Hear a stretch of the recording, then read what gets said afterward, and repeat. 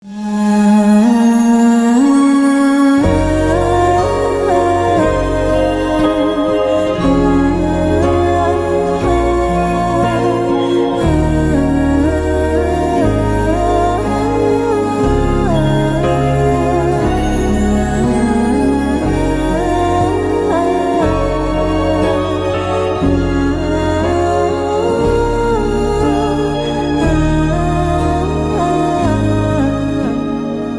ามหลายงามยิงย่อยสมซาลือน้ำงามเมื่อยามหลิงเหลียว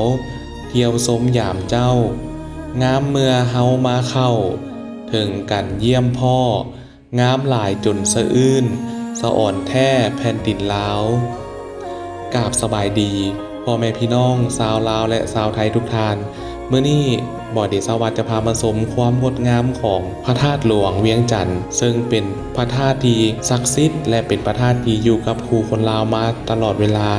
ยาวนานหลายร้อยปีท่านไหนที่เห็นวิดีโอนี้แล้วขอบารมีของเทพเทวดาและสิ่งศักดิ์สิทธิ์ทั้งหลายที่ปกปักรักษาในสถานที่แห่งนี้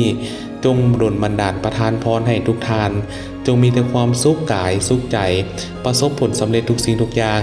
ค้าขายร่ำรวยเฮ็ดจับสิ่งใดก็ขอให้เป็นเงินเป็นคำอายุมั่นขวัญยืนสุขภาพแข็งแรงด้วยเถิดโชคดีปีใหม่สาธุ